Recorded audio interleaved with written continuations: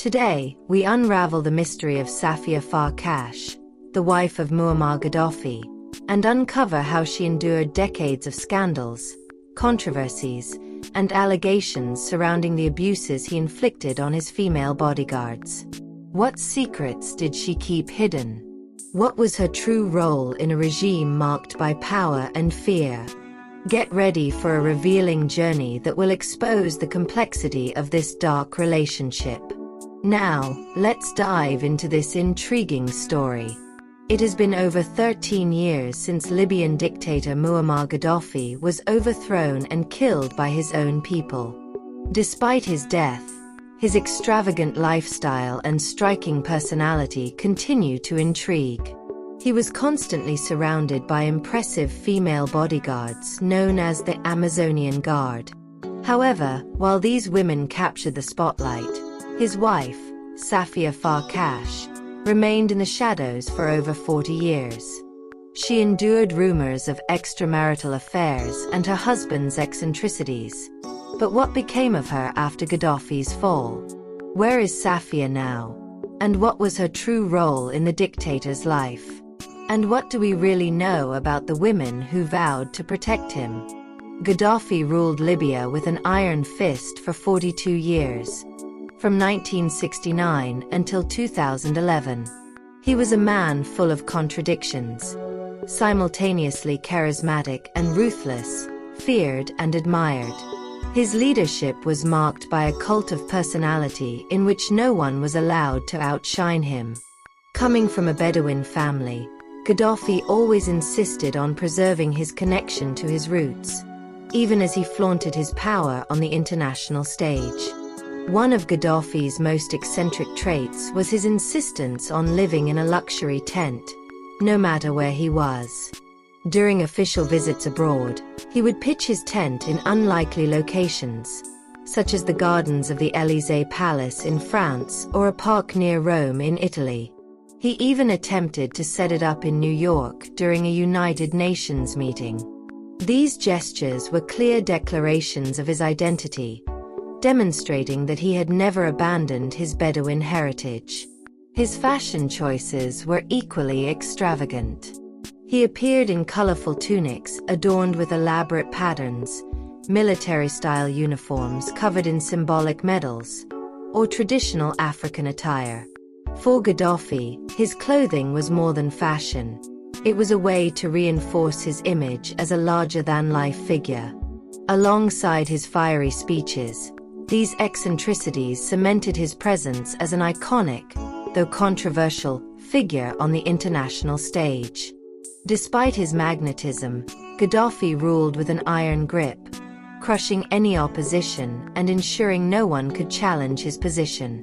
His charisma helped him maintain control for decades, even as his people suffered under an authoritarian regime.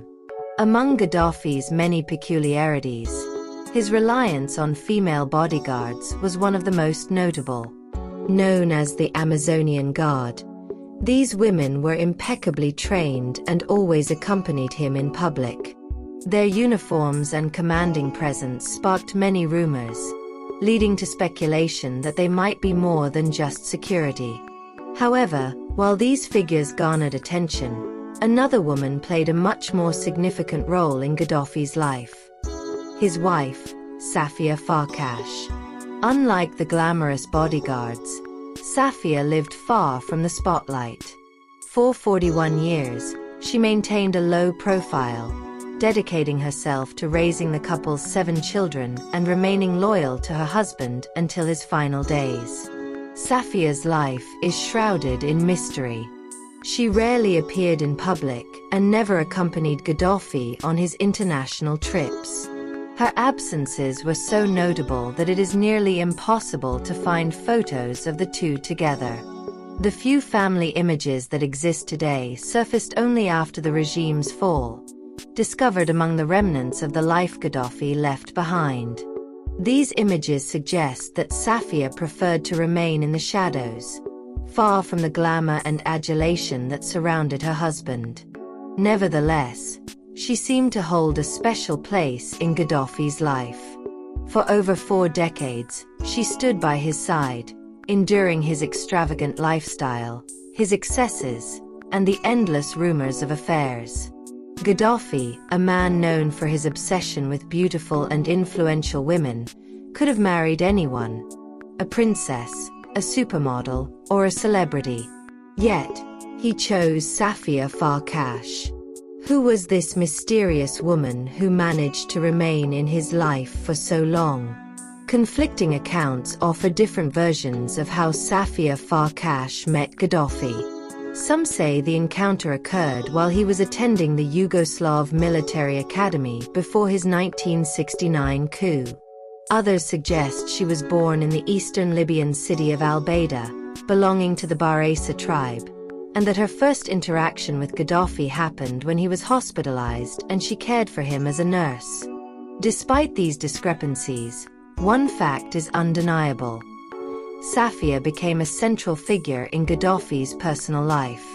Safia and Gaddafi had 7 biological children, 6 sons and 1 daughter, as well as 2 adopted children. Even with rumors of infidelities and his preference for attractive women, Safia maintained her position at Gaddafi's side, avoiding public and political activities. Photos of the couple are rare, reflecting her decision to stay out of the limelight.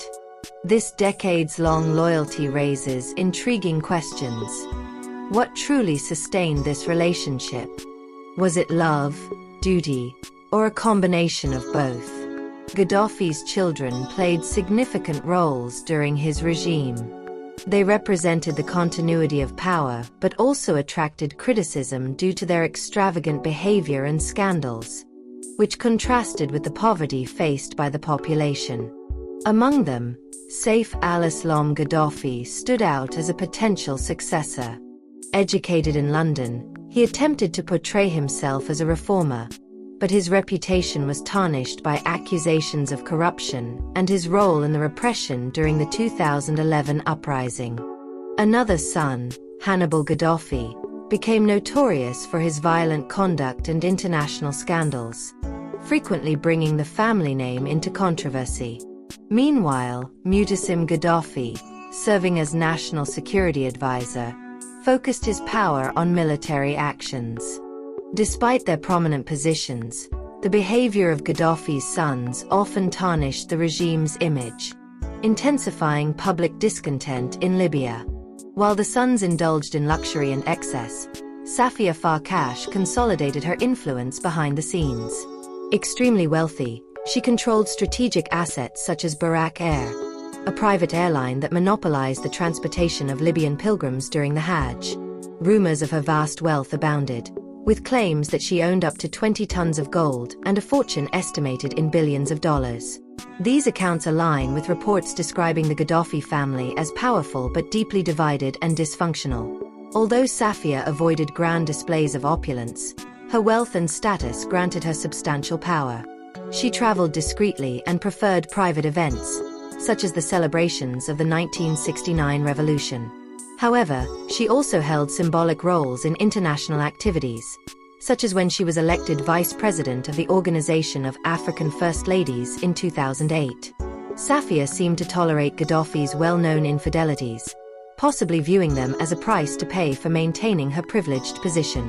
In the 1980s, Gaddafi's affairs became more evident, but Safia chose to prioritize her influence and status over personal grievances. During this time, Muammar Gaddafi was always accompanied by a group of female bodyguards, officially known as the Amazons. This group was presented to the world as proof of Gaddafi's commitment to women's rights. He often claimed to have advanced gender equality in Libya by allowing women to serve in the armed forces, portraying the country as a model of progress in this regard. To Gaddafi, the Amazons were more than protectors. They symbolized absolute loyalty. He believed women were less likely to betray him than men and trusted them with his personal security. In 1998, this loyalty was tested in an extreme way when one of his bodyguards sacrificed her life to protect him during an assassination attempt by Islamic fundamentalists. The young woman placed herself between Gaddafi and the bullets, proving her devotion to the leader. The Amazons were part of an elite unit, carefully selected and rigorously trained at an exclusive military academy. Only the best became part of Gaddafi's personal guard, and their presence was a declaration to the world, reinforcing the progressive image he sought to project. Inspired by his speeches on equality, many Libyan women enlisted in the military, believing they were part of a revolutionary transformation. However, the reality behind this facade was far darker. Beneath the promises of equality and opportunity lay a system of abuse. Young women who enlisted with hope often found themselves facing a nightmarish reality. Reports of exploitation and inappropriate behavior by Gaddafi began surfacing as early as the 1970s. Over the years, as he consolidated his power, Gaddafi created an environment where his desires knew no limits. Few dared to challenge his authority, as the consequences were severe. This absolute control extended to the women within his orbit. Some of the Amazons later revealed what happened behind closed doors. Nezangani, a former bodyguard, detailed how many women were forced to perform roles far beyond their official duties. She described situations in which they were taken against their will to Gaddafi's quarters, fully aware of what was about to happen. The book Gaddafi's Harem, written by French journalist Annick Kojian, revealed even more disturbing details about the lives of women in the dictator's inner circle. Drawing on interviews with several survivors, the book exposed the dark side of Gaddafi's regime. At the center of the book is the story of Soraya, a young Libyan woman whose life was completely transformed after catching Gaddafi's attention at a school event. Ordered to his residence in Bab al-Azizia, Soraya was held there for 6 years, forced to endure degrading conditions and a life controlled by the leader. Soraya revealed that the idea of escaping was futile. Gaddafi's reach extended far beyond Libya's borders, and the women knew he could find them anywhere in the world. Some, however, willingly remained close to the dictator, drawn by the luxuries and privileges that came with such proximity. Gaddafi blended his personal indulgences with his public persona. Many of his mistresses were forced to dress as soldiers and accompany him on official trips, pretending to be part of his security detail. This charade reinforced his image as a champion of women's rights, but hid the truth. Many of these women were merely props in a carefully choreographed spectacle. Behind the scenes, the real security responsibilities fell to experienced male operatives who worked discreetly to ensure Gaddafi's safety, while the Amazons were displayed as symbols of modernity. Gaddafi's obsession with women was insatiable. He demanded new companions daily, often preferring young virgins. To fulfill these desires, his inner circle created an elaborate network of recruiters. One of the most notorious figures in this system was Ali Kaylani, who used his position as head of the Libyan radio and television office to exploit aspiring women. Many young women, lured by the promise of careers in entertainment, faced a cruel fate. They became part of a system that saw them merely as tools to satisfy Gaddafi's whims and bolster his image as an all-powerful leader. Gaddafi's obsession was deeply rooted in his past. Raised as the son of a Bedouin in a tent, he grew up in poverty, bearing the scars of humiliation and disdain. This background fueled a lifelong resentment against the rich and powerful, driving his desire for revenge once he seized power. Gaddafi took pleasure in humiliating aristocrats and high-ranking figures. For him, it was a way to reaffirm his superiority, knowing that despite his wealth and influence, he could never possess the refinement or cultural sophistication he envied. He expressed this dominance in extreme ways, often demanding that ministers bring him the wives or daughters of influential families.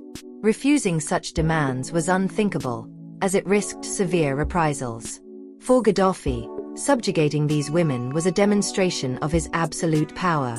Some sought his attention voluntarily, hoping for material benefits or financial support, but the cost of his proximity was often devastating. Gaddafi's obsession also caused diplomatic tensions. During official visits to Libya, he directed his hospitality toward women from foreign delegations, offering lavish gifts and requesting private meetings. Some visitors were drawn by the promise of wealth and flown to Tripoli on private jets. Stories surrounding his actions include reports of interest in women of high stature, such as the daughter of Saudi King Abdullah. It is believed that Gaddafi saw her as a way to antagonize her father. His efforts were thwarted, but he was deceived by a similar-looking woman who pretended to be the Saudi princess for a night. Gaddafi believed he had achieved his goal. Gaddafi's reign came to an abrupt end in 2011 when his people revolted and executed him for his numerous crimes. His wealth and personal army were not enough to save him. Many of his Amazons met tragic fates, while others fled the country. His wife, Safia Farkash, who tolerated his countless infidelities in exchange for power and influence, stayed by his side until the final days of the Libyan civil war. During the battle for Tripoli, Safia and the surviving members of her family fled in armored vehicles to Algeria. At that moment, survival was the only priority. After leaving Libya, Safia sought political asylum in Oman, where she found refuge. By 2023, rumors suggested she was living in Cairo, Egypt, far removed from her days of opulence and prestige. Speculation arose about her movements, including claims that she might have purchased a house in Croatia or visited Germany. However, these allegations were never confirmed. Of the 9 children she raised with Gaddafi, only a few survived the war and the collapse of the regime. Those who remain are scattered across the globe, living in exile. As a mother, Safia likely focuses her energy on staying close to them, keeping what remains of her family together. Although most of her fortune has been frozen due to international sanctions, Safia now leads a quiet existence. In February 2024, the UN lifted her travel ban, allowing her to move freely. However, her frozen assets remain inaccessible. Safia Farkash's journey is marked by paradoxes.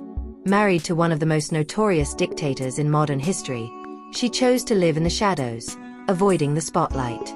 Her loyalty to Gaddafi endured, even in the face of his betrayals and the scandals that haunted his regime. Today, she lives in anonymity, a far cry from her days as part of a powerful regime. Safia remains an enigma, a woman who once experienced absolute power but now resides in the echoes of a past she can never reclaim.